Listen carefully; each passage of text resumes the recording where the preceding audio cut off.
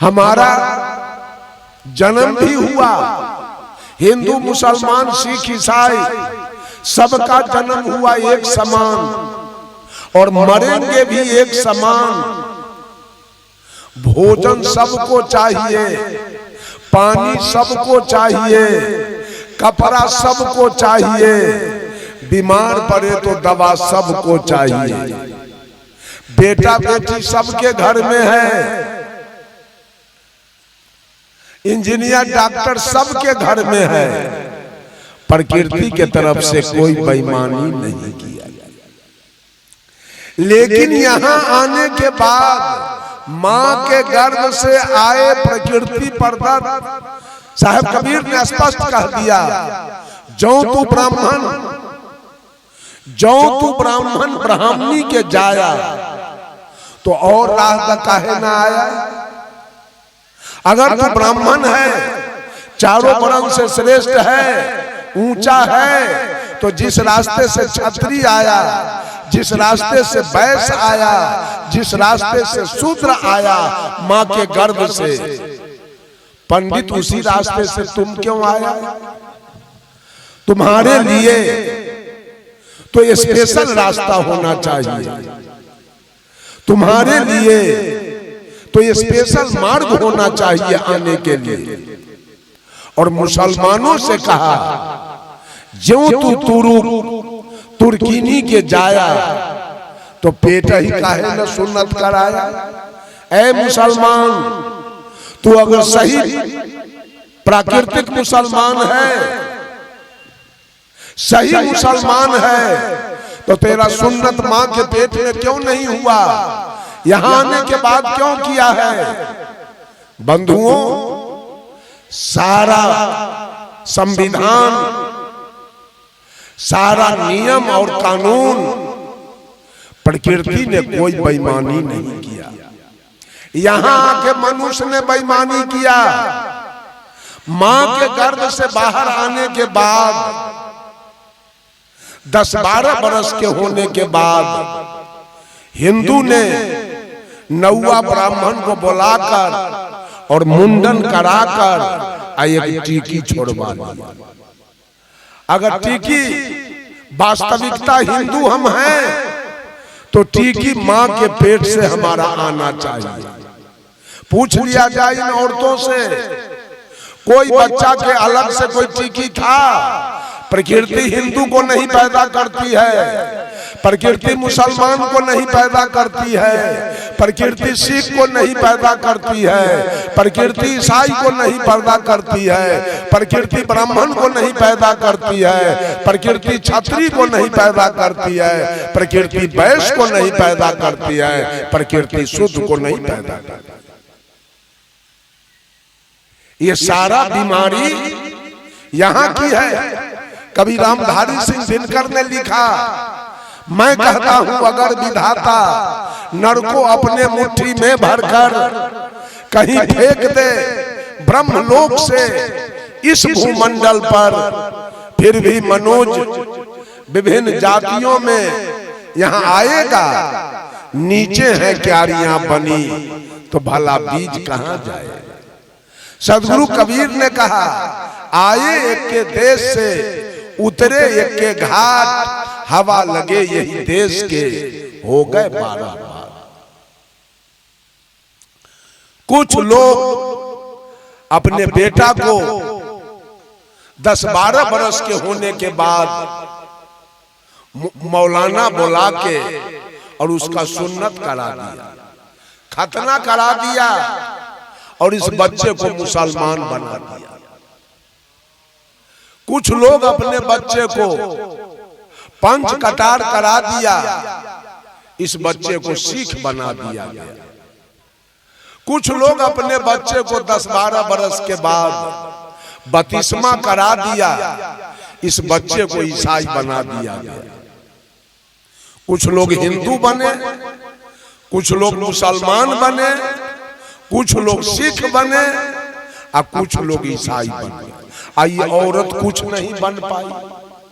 हिंदू की औरत, मुसलमान की औरत, सिख की औरत, ईसाई की औरत कुछ नहीं बन पाई। औरत औरत रह गई। अब मर्द लोग कुछ हिंदू बन गए, कुछ मुसलमान बने, कुछ सिख बन गए, कुछ ईसाई बन गए। ये नियम यहां लगाया गया, ये प्राकृतिक नियम नहीं है, नियम यहां बनाया गया। जो हिंदू बन गए वो मंदिर बना लिया, जो मुसलमान बन गए वो मस्जिद बना लिया, जो सिख बन गए वो गुरुद्वारा बना लिया, और जो ईसाई बन गए वो गिरजाघर बना लिया। हिंदू के मंदिर में भोला बाबा के, राम जी के, हनुमान जी के जय सिया राम, जय जय सिया राम, रामा रामा हरे हरे, हरे कृष्णा हरे हरे होना शुरू हुआ। और मुसलमान के मस्जिद में इबादत होना शुरू हो गया। सिख के गुरुद्वारा में अरदास होने लगा, और ईसाई के गिरजा घर में प्रार्थना होने लगी। हिंदू के भगवान अरबा चावल, बतासा और तुलसी के पत्ता खाने लगे, और मुसलमान के अल्लाह भेड़ी, बकरी, गाय, भैंस, मुर्गा, कबूतर, ऊंट, दुम्मा मुसलमान के भगवान खाने लगा, और सिख के भगवान मरा हुआ खाने लगा, और ईसाई के भगवान गाय और सूगर दोनों खाने। यही है भगवान की कहानी। जरा सच्चाई इसमें से निकालिए कि सच्चा हिंदू है, कि सच्चा मुसलमान है, कि सच्चा सिख है, कि सच्चा ईसाई है। अगर हिंदू धर्म अगर सही होता तो मुसलमान का सत्यानाश होगा। इसलिए कि मुसलमान एक भी हिंदू धर्म को मानने के लिए तैयार नहीं। मुसलमान छठ करता है, उसकी पत्नी, मुसलमान की पत्नी जितिया करती है, मुसलमान के पत्नी सावनी घड़ी करती है, मुसलमान के पत्नी तीज करती है, करवा चौथ करती है, कर्मा धर्मा करती है, मुसलमान के पत्नी गंगा जमुना में जाके नहाती है। कहीं नहीं। मुसलमान रामायण पढ़ता है, मुसलमान वेद और पुराण पढ़ता है। आपका है वेद पुराण तो उसका है हदीस और कुरान, वो कुरान पढ़ता है। आप रामायण पढ़ते हैं, आप पूरब घूमते हैं तो वो पश्चिम घूमता है। आप टीकी रखते हैं तो वो सुन्नत कराता है। आप लोटा रखते हैं तो वो बधना रखता है। आप धोती पहनते हैं तो वो लुंगी पहनता है। आप मोच रखते हैं तो दाढ़ी रखता है। बताइए, आपसे एक भी नियम उसका मिल रहा है? आप गंगा में नहाते हैं तो वो जमजम में नहाता है। आपके गंगा में वो पैर नहीं दे सकता है, तो गंगा माई को चाहिए ना उसको नाश कर देना। कुछ बिगड़ गया मुसलमान के, कुछ बिगड़ा है सिख के, कुछ बिगड़ा ईसाई के, कुछ नहीं। किसी के नियम को कोई मानने के लिए तैयार नहीं है, इसलिए कि नियम में गड़बड़ी है।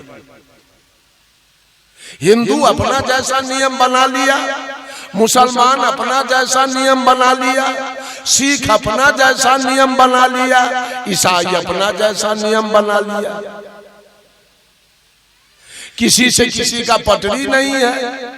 मुसलमान में ईद, बकरीद, शुभरात, तजिया हो रहा है, तो हिंदू में छठ, चंदा, दुर्गा पूजा, काली पूजा, महाविष्णु जग, महारुद्र जग और महासतचंडी जग हो रहा है। बंधुओं, हिंदू राम को पूज रहा है तो मुसलमान रहीम को पूज रहा है। हिंदू कृष्ण को पूज रहा है तो मुसलमान करीम को पूज रहा है। हिंदू महादेव को पूज रहा है तो मुसलमान मोहम्मद को पूज रहा है। हिंदू हरि को पूज रहा है तो मुसलमान हजरत को पूज रहा है। हिंदू ब्रह्मा को पूज रहा है तो मुसलमान बिस्मिल्लाह को पूज रहा है। हिंदू बजरंग बली के पूज रहा है तो मोहम्मद अली को पूज रहा है।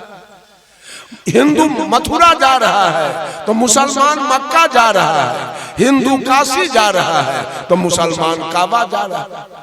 ये पूरब घूम रहा है तो पश्चिम घूम रहा है। हिंदू गाय की पूजा करता है तो गाय काट के खा रहा है। आपसे कमजोरो है क्या? मुसलमान आपसे कमजोर है तो कहां गया आपका धर्म? हिंदू का धर्म कहां गया? मंदिर कहां गया? मस्जिद कहां गया? और देवी दुर्गा कहां गए?